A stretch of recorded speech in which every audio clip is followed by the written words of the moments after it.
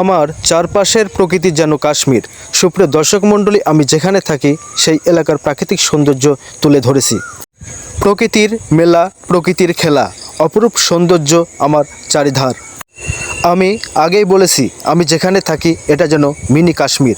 গাছের পাতার ফাঁকে পাখির ডাক, বকের ছুটে চলা, প্রজাপতি ফুলে ফুলে ঘুরে বেড়ায়।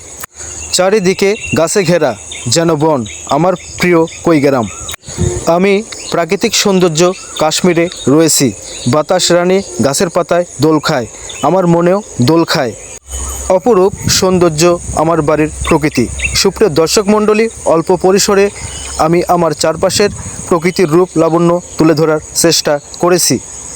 আমার মিনি কাশ্মীর কেমন লাগছে অবশ্যই কমেন্টে জানাবেন।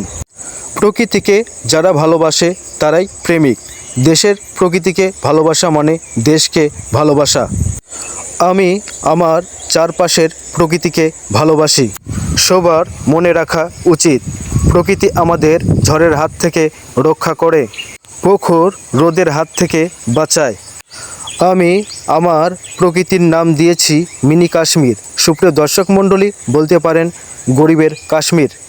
প্রকৃতিকে যারা ভালোবাসে তারা সত্যি মহৎ মনের মানুষ। এই মহৎ মানুষেরাই সবসময় মহৎ কাজ করে থাকে। আসুন গাছের যত্ন নিই, প্রকৃতিকে বাঁচাই, দেশ বেঁচে যাবে, আমরা মানুষ বাঁচব। মিনি কাশ্মীর আমার কাছে সত্যি সুন্দর। আপনাদের কাছে কেমন লাগবে আমি জানি না।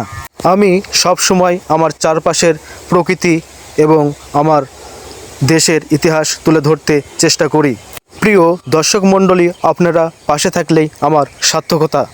আসুন গাছ লাগাই, প্রকৃতিকে ভালোবাসি। এতক্ষণ ধারা বর্ণনায় ছিলাম কবি হাবিবুর রহমান। সবার সুস্বাস্থ্য ও দীর্ঘায়ু কামনা করে বিদায় নিচ্ছি।